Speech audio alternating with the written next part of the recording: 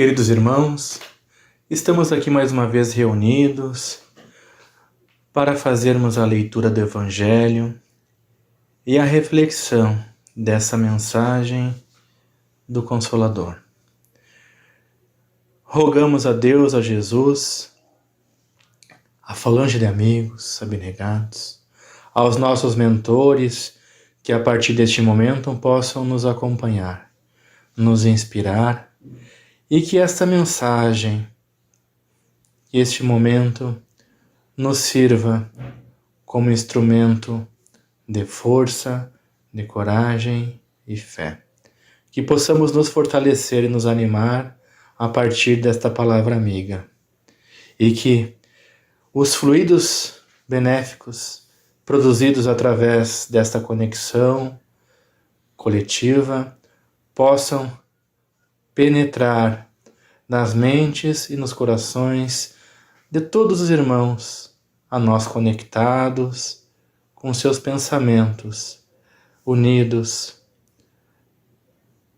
ao Altíssimo, a Jesus, em especial aqueles que neste instante se encontram mais carentes de uma palavra amiga, carentes de um consolo, carentes de um sinal de esperança, um sinal de ânimo.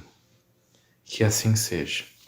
Meus irmãos, então, desta vez, dando sequência à leitura do Evangelho, coube-nos a leitura e reflexão dos itens 4 e 5 do capítulo 5, Bem-aventurados os aflitos, causas atuais das aflições. As vicissitudes da vida são de duas espécies, ou, se assim se quer, de duas fontes bem diferentes, que importa distinguir. Umas têm causa na vida presente, outras fora dela. Remontando à fonte dos mares terrestres, se reconhecerá que muitos são a consequência natural do caráter e da conduta daqueles que o suportam. Quantos homens tombam por suas próprias faltas, quantos são vítimas de sua imprevidência, de seu orgulho e de sua ambição. Quantas pessoas arruinadas por falta de ordem, de perseverança, por má conduta ou por não terem limitado seus desejos. Quantas uniões infelizes porque são de interesse calculado ou de vaidade, com os quais o coração nada tem. Quantas dissensões e querelas funestas se teria podido evitar com mais moderação e menos suscetibilidade. Quantos males e enfermidades são a consequência da intemperança e dos excessos de todos os gêneros. Quantos pais são infelizes com seus filhos, porque não combateram suas más tendências no princípio. Por fraqueza ou indiferença, deixaram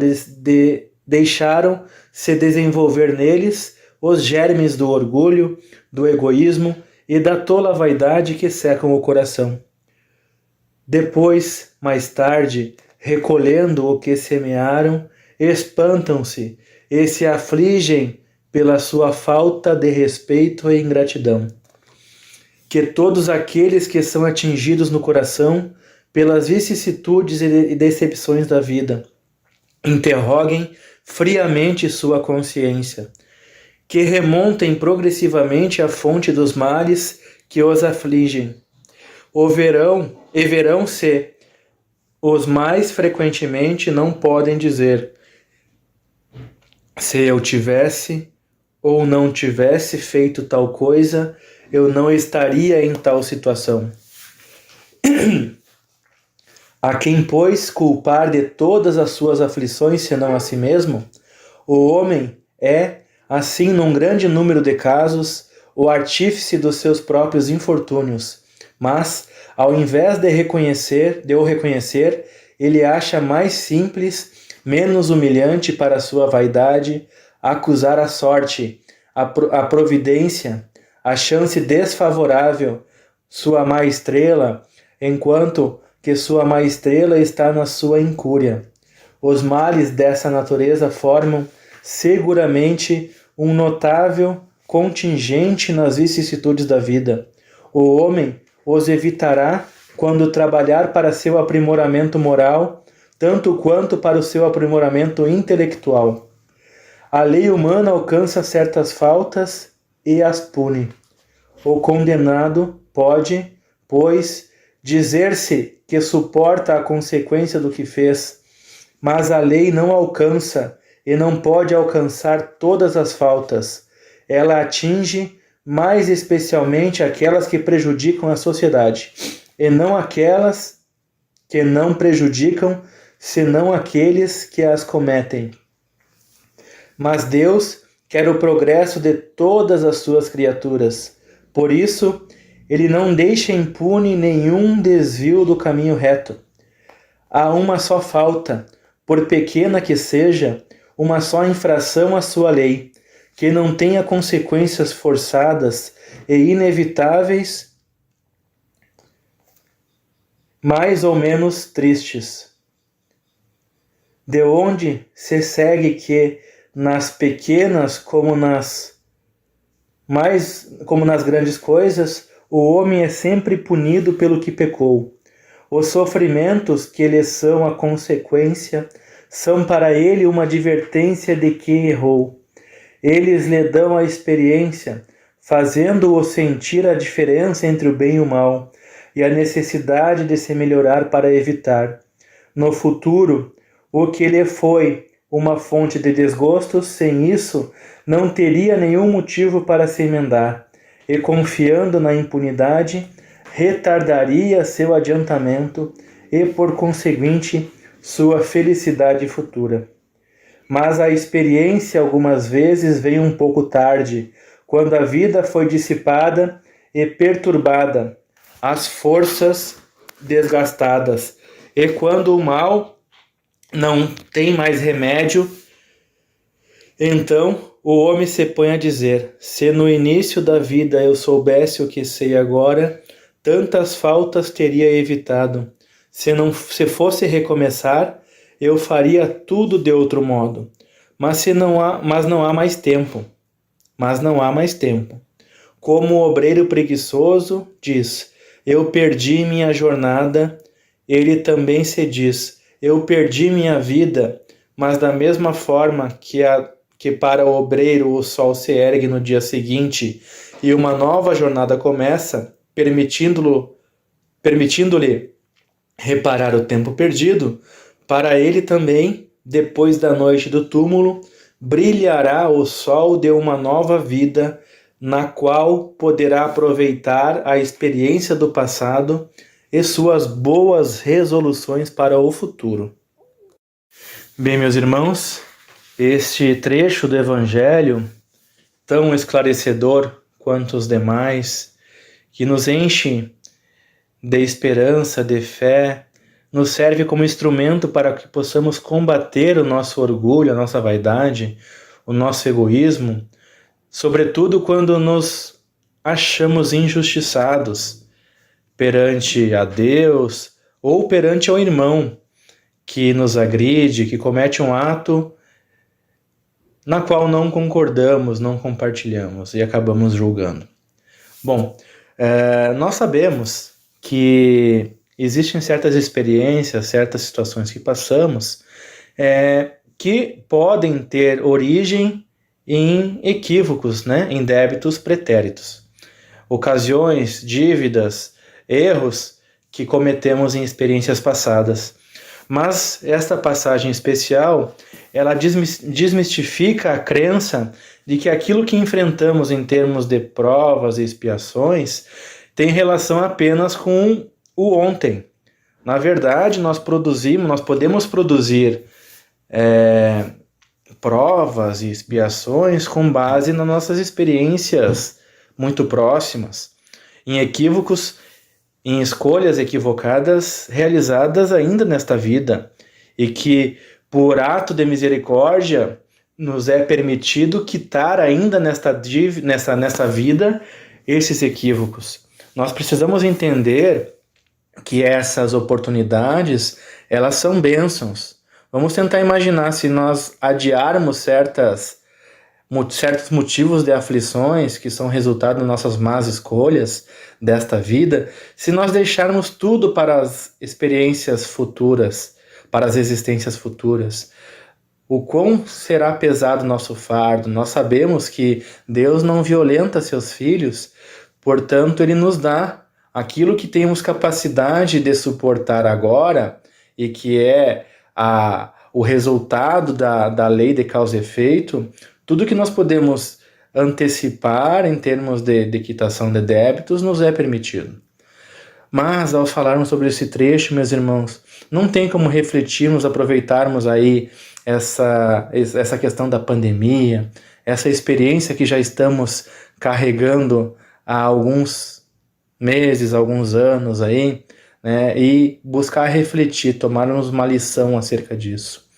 Nós sabemos que o advento da pandemia, né, pode ter relação com questões kármicas, né, nossas dívidas em existências passadas, e que agora ocorre esse resgate coletivo.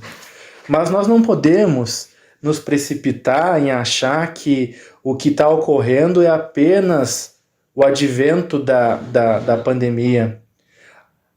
As pessoas, elas se afligem, elas recebem as suas oportunidades e escolhem, né, as suas aflições, escolhem sofrer, escolhem cair na lamentação ou buscar inspiração, fortalecimento. Isso é tudo uma questão de escolha, mas as oportunidades são individuais. Cada um escolhe lidar de uma forma de acordo com as suas experiências. E junto com a experiência coletiva, essas privações que estamos sendo submetidos coletivamente, existem algumas privações que são particulares. Enquanto nós, que nos lamentamos às vezes por não conseguirmos sair de casa em determinados horários, né, por essa restrição de visitas, né, familiares, pessoas, enquanto nós nos afligirmos por não conseguirmos usufruir dessas experiências, há irmãos que, em razão disso, estão passando fome, privações, perdendo seus empregos, o seu sustento. Há irmãos que se encontram em situação de miserabilidade, em situações muito mais complexas do que a nossa. Então, cada irmão vai ter o seu rol de experiências e de forma, claro que nós não podemos agir com indiferença, né? Usar esse argumento para indiferença, para não estender a mão, para não fazer a nossa parte no sentido da caridade, no sentido das virtudes que Deus faz com que a gente desenvolva, né? Mas nós temos que entender que cada irmão ele vai receber também o conjunto de situações que lhe afligem de acordo com as suas escolhas também nesta vida. Nem tudo, meus irmãos, vai ficar para a experiência seguinte. E nós podemos acreditar e devemos acreditar que tudo que nós passamos, por mais triste, por mais sofrimento que cause aos nossos olhos, sobretudo quando a gente busca enxergar com os olhos da carne, tudo isso a gente pode escolher sofrer de uma forma diferente. Nos inspiremos em Jesus, na maneira que ele viveu, no legado vivido por ele e o seu exemplo deixado por nós. Ele viveu o que ele viveu para que a gente possa entender sua mensagem, não foi em vão, né? Então esse texto ele é um convite para que a gente compreenda que tudo que a gente sofre hoje nos liberta de tormentos futuros. O elemento chave dessa mensagem é sobre isso. Todos os tormentos que nós sofremos hoje, se nós aprendermos efetivamente com esses tormentos, além da quitação do débito, ocorrer um aprendizado efetivo, nós estaremos libertos desses tormentos futuramente. Não há necessidade. Nós não podemos crer num Deus sádico que nos pune, de acordo com a interpretação de uns, a punição, né, não no sentido de castigo, mas no sentido de educandário, não nos pune por uma questão sarcástica. É tudo como um ato de amor. E ele não violenta seus filhos. Nós só recebemos aquilo que nós temos condições de experimentar e crescer. E para contribuir um pouco, meus irmãos, com esta reflexão, eu quero ler a vocês, aqui compartilhar com vocês, um trecho do livro Colheita do Bem, do professor Arthur Joviano, que é o espírito Neio Lúcio, lá no capítulo A Vida na Terra é um Aprendizado. Então eu vou ler esse capítulo desse livro, tá, meus irmãos? Meu caro Rômulo, Deus abençoe a vocês todos. Estamos muito satisfeitos com a visita dos nossos irmãos Sintra ao nosso grupo e formulamos votos ao Senhor para que regressem reconfortados à luta benéfica em que se acham empenhados. Nossos amigos que os acompanham, solicitam a colaboração de nossa célula de trabalho espiritual e, falando por vocês, prometo que o nosso concurso nas orações será constante até que os vejamos de energias restauradas como se faz preciso. A vida na Terra é um aprendizado de grandes proporções. Cada família é uma embarcação povoada de tripulantes diversos. É imprescindível saibamos enfrentar as tempestades de ânimo sereno para que possamos alcançar o porto da paz. Achamo-nos muito esperançosos com o tratamento que você vai ministrando à irmã enferma em Pedro Leopoldo. Com a atuação de suas forças, já nos encontramos naturalmente tranquilos pela posição satisfatória do concurso em continuidade das melhoras. Aconselhamos os passes no lar até sexta-feira próxima, quando então, se a jovem senhora sobreviver, cooperaremos na organização de um programa de serviço. Boa noite para todos, com os meus sinceros votos de muita paz e bem-estar. Desejando-lhes a bênção do Mestre Divino em todos os passos da jornada terrestre. Sou o papai muito amigo de sempre. Bem, meus irmãos, esse livro, A Colheita do Bem, ele foi psicografado por Chico, um dos primeiros. Ele é organizado, são mensagens passadas por esse benfeitor espiritual, que foi o chefe do Chico lá na Fazenda Modelo, onde ele trabalhava no início da sua tarefa mediúnica, intensidade. E aí o pai do chefe do Chico, que é o Arthur Joviano, o pai dele, o filho do Arthur Joviano, tá? Passava essas mensagens através do Chico. E nós podemos, se a gente parar para pensar, quando a gente está vivendo as nossas aflições, estamos nos sentidos aflitos, será que nossos mentores, a nossa família espiritual não está tentando, através da intuição, nos consolar da mesma forma? Será que a gente não, ao elevarmos nosso pensamento a Jesus, ele não está nos retribuindo com as mesmas palavras de carinho, de esperança e consolo? O que acontece é que, às vezes, tomados por rebeldia, por sentimentos de lamentação, nós não acessamos essas mensagens maravilhosas. Mas aí o problema está em nós e não nesses espíritos. Meus irmãos, então, nesse momento, agradecendo por essa oportunidade, rogamos a Deus, a Jesus, a falange de amigos mais uma vez, que possam nos amparar, não somente a nós, mas aqueles irmãos que se encontram em situações aonde estiverem precisando de um apoio, de um auxílio. Aqueles irmãos encarnados e desencarnados. Pedimos ainda que as nossas águas, aonde se encontrarem, nossos lares, elas possam ser magnetizadas e que através desse remédio fluidificado possamos harmonizar o nosso corpo, a nossa mente, nosso espírito. Agradecemos mais uma vez por essa oportunidade, desejamos a todos uma boa noite e que assim seja.